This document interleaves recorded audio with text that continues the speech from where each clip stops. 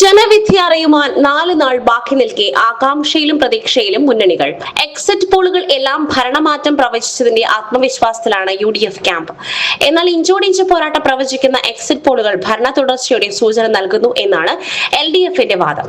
2 മുന്നണികൾക്കും ഭൂരിപക്ഷം കിട്ടാതെ 4 സീറ്റെങ്കിലും ജയിക്കുമെന്നാണ് BJPയുടെ പ്രതീക്ഷ. എക്സിറ്റ് പോൾ വിലയിരുത്തുമ്പോൾ പ്രതിപക്ഷ നേതാവ് അടക്കം പറഞ്ഞിരുന്ന 100 സീറ്റിലേക്ക് UDF എത്തുവാൻ സാധ്യത കുറവാണ്.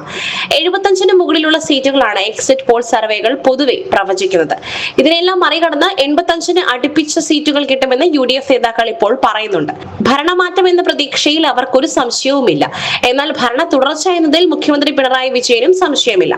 കഴിഞ്ഞ ദിവസം ചേർന്ന ഉദ്യോഗസ്ഥരുടെ യോഗത്തിൽ അടക്കം മുഖ്യമന്ത്രി ഇത് പങ്കുവച്ചിരുന്നു. മാത്രമല്ല, മന്ത്രിമാരോട് ഭരണ തുടർച്ച ഉണ്ടാകും എന്ന സന്ദേശമാണ് മുഖ്യമന്ത്രി നൽകിയിട്ടുള്ളത്. പതിവ് പോലെ ആത്മവിശ്വാസത്തിന് BJPക്കും കുറവില്ല. നിയമത്ത് പൂട്ടിയ അക്കൗണ്ട് തുറക്കുമെന്ന് മാത്രമല്ല, ചില പുതിയ അക്കൗണ്ടുകൾ കൂടി ആരംഭിക്കുവാനാകുമെന്ന പ്രതീക്ഷയിലാണ് BJP നേതൃത്വം. വസ്തുതകൾ മുൻനിർത്തി സംസാരിക്കുന്ന LDF UDF മുന്നണിയുടെ പ്രധാന നേതാക്കൾ എല്ലാം പറയുന്നത് മെയ് 4 ഞങ്ങൾക്ക് നല്ല ദിനമാകും എന്നാണ്. SS Gold, Pure Gold. SS Group, Nilambur.